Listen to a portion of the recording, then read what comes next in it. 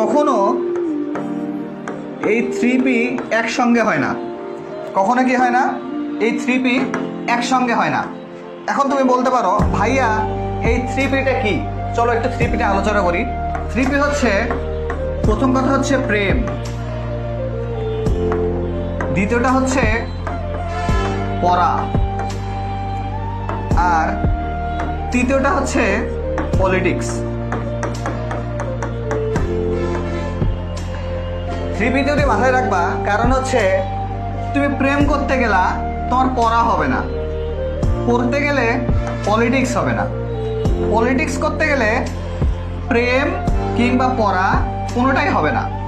এই জন্য মাথায় রাখতে হবে যে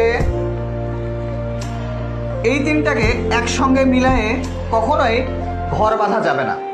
আর অ্যাডমিশন হচ্ছে এই সব কিছু ছাড়া, অ্যাডমিশন কি এই সব কিছু ছাড়া, একসঙ্গে করার না। শুধু অ্যাডমিশন হচ্ছে এই অংশটা, যার নাম হচ্ছে কি পড়া। আর পড়ার পিছনের টপিক কি? Hard work. পড়ার পিছনের টপিক হচ্ছে কি ভাইয়া? Hard work. প্রেম ছেড়ে চলে যাবে ভাইয়া, গার্লফ্রেন্ড ছেড়ে চলে যাবে, একটা মেয়ের বয়ফ্রেন্ড ছেড়ে চলে যাবে, পলিটিক্স তোমাকে ছেড়ে চলে যাবে, পড়া তোমাকে কখনো ছেড়ে চলে যাবে না। তুমি যদি পড়ো, আলটিমেটলি তুমি যদি, তোমার স্টেজ যদি এটা হয়, যদি তোমার কাছে পড়া থাকে, তোমার কাছে জ্ঞান থাকে, তোমার কাছে যদি নলেজটা থাকে, তোমার স্টেজ হবে হচ্ছে এটা।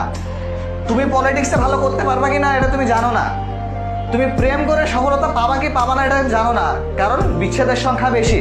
কিন্তু তুমি যদি পড়া পড়ো তাহলে তুমি কখনো কিন্তু ব্যাকে আসবা না, তোমার লাইফে ফেইলার থাকবে, মানে failure is the pillar of success. কিন্তু একটা সময় মানুষের মনে হবে যে হাউ মেনি পিলার, আর তুমি কতবার ফেল হবা, এই জিনিসটা মাথায় রাখতে হবে না।